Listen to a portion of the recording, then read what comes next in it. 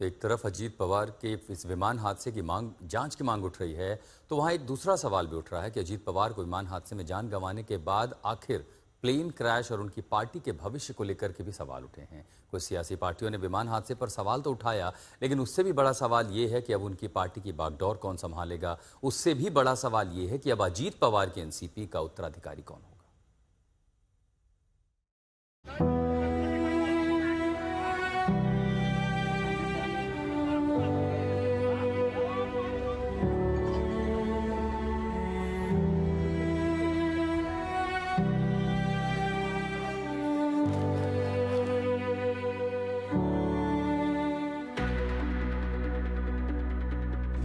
अजीत पवार के बाद अब एनसीपी का क्या होगा? शरद गुट में विलय या नया रास्ता चुनेगी पार्टी? क्या महाराष्ट्र की सियासत में बदलाव आएगा? क्या फडणवीस सरकार पर पड़ेगा बड़ा असर? अब अजीत पवार का उत्तराधिकारी कौन होगा? महाराष्ट्र की राजनीति के धुरंधर अजीत पवार अब इस दुनिया में नहीं हैं। विमान हादसे ने महाराष्ट्र की सियासत के चमकते सितारे के सफर पर विराम लगा दिया। अजीत पवार 6 बार महाराष्ट्र के डिप्टी सीएम बने। उनके सियासी कद का अंदाजा इसी बात से लगाया जा सकता है कि वो महाराष्ट्र में सबसे लंबे वक्त तक उप मुख्यमंत्री रहने वाले इकलौते नेता रहे। मैक्सिमम नंबर ऑफ टाइम्स उप मुख्यमंत्री स्वेर इन हुए 5 बार। 5 बार। कभी कभी लगता है यार मुख्यमंत्री बनना है। अरे बनना है, लेकिन हमारी गाड़ी वहां ही अटकती है तो क्या करें? नहीं तो... मैं कोशिश करता हूं कि वहां आगे भी जाए, आगे भी जाए, आगे भी जाए, लेकिन चांस नहीं मिलता। अजीत पवार को दादा कहा जाता था, जो उनकी मजबूत सियासी पकड़ और लोगों में सम्मान के भाव को दर्शाता है। भले ही चाचा शरद पवार से अलग हुए, लेकिन अपने दम पर एक अलग सियासी जमीन तैयार करने में कामयाब रहे।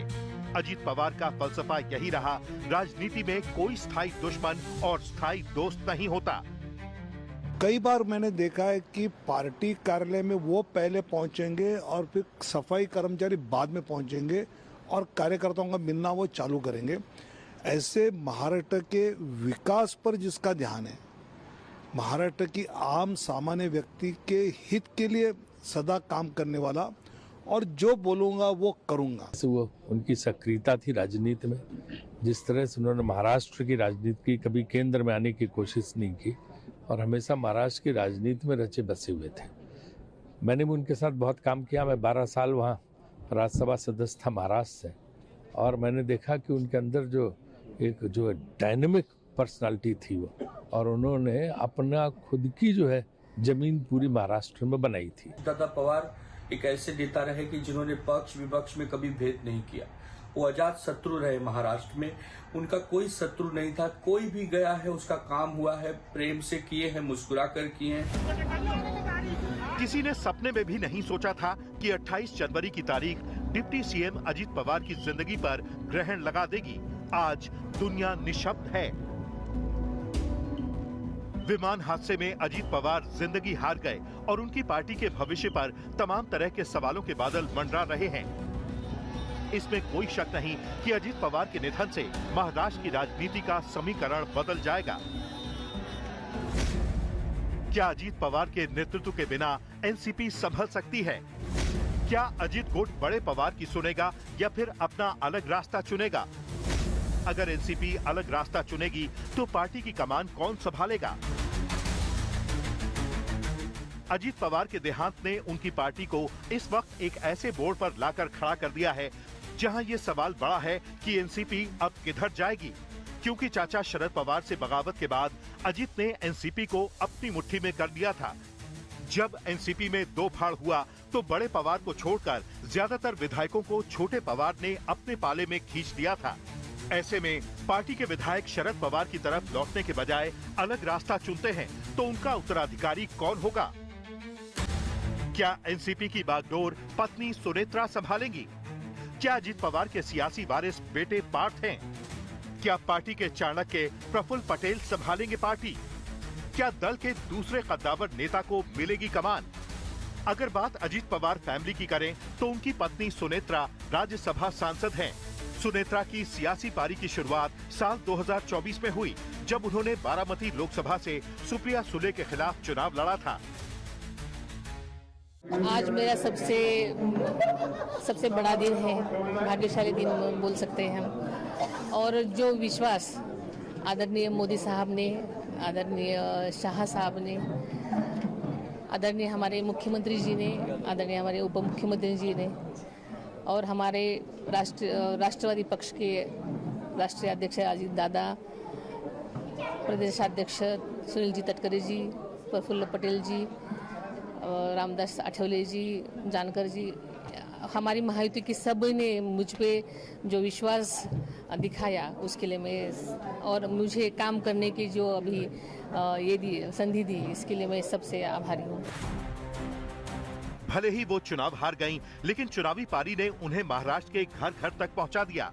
माना जाता है कि चुनाव लड़कर सुनेत्रा ने अजीत पवार की पत्नी के बजाय खुद को एक राजनीतिक चेहरे के तौर पर पेश किया था। संभव है अजीत पवार के निधन के बाद पत्नी सुनेत्रा पार्टी की कमान संभालें, लेकिन उनके पास ना तो संगठन को चलाने का अनुभव है और न ही पार्टी कैडर और नेताओं के साथ सीधा कनेक्शन। तो वहीं अजीत पवार जैसे करिश्माई नेतृत्व का भी अभाव है।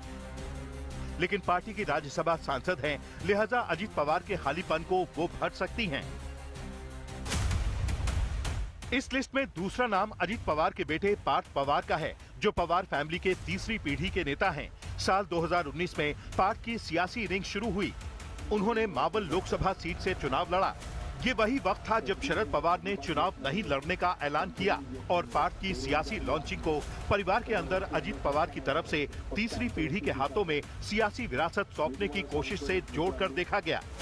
हालांकि पार्थ चुनाव नहीं जीत सके। पार्थ ने हार के बाद सक्रिय राजनीति से करीब करीब दूरी बना ली। लेकिन पार्टी के अंदर नेताओं का एक बड़ा तबका है जो पार्थ को अजीत पवार के सियासी वारिस के तौर पर देखता है। बारामती का दादा फाइनली कौन होगा आपको लग रहा है? बारामती का दादा कौन रहेगा? ऑब्वियसली दादा। आप देखो ना आजू बाजू में महाराष्ट्र में विदर्भ से, मुंबई से, नंदुरबार से लोग आए हैं, मराठवाड़ा से, और बारामती विधानसभा से पूरे हर ग्राम पंचायत से लोग आए हुए हैं। तो ऑब्वियसली दादा ही है। आप पूछो जरा, आप जाके हर आदमी को इंटरव्यू करो, वही आपको बताएंगे दादा कौन है।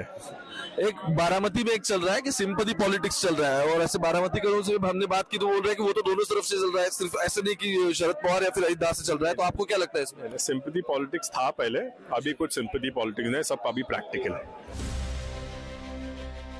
पवार फैमिली से बाहर एक तीसरा नाम है प्रफुल्ल पटेल का। अजीत पवार के दोस्त, पार्टी के कार्यकारी अध्यक्ष और पार्टी के रणनीतिकार। एनसीपी के अंदर अजीत पवार के बाद नंबर 2 प्रफुल्ल पटेल को माना जाता है। पटेल एनसीपी के संस्थापक सदस्यों में से एक हैं। कभी शरद पवार के करीबी रहे, फिर अजीत पवार के लेफ्टिनेंट बन गए।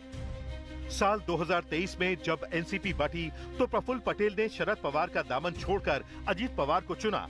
प्रफुल्ल पटेल के अजीत पवार के साथ आने से पार्टी को मजबूती मिली थी। बड़ी बात यह है कि प्रफुल्ल पटेल को पार्टी के संगठन को चलाने की गहरी समझ है।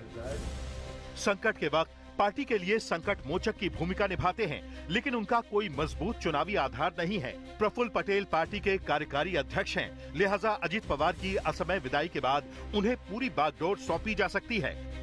फिलहाल एनसीपी अजीत गुट के 40 विधायक हैं, जबकि शरद पवार गुट के पास सिर्फ 10 विधायक हैं। आज तक ब्यूरो।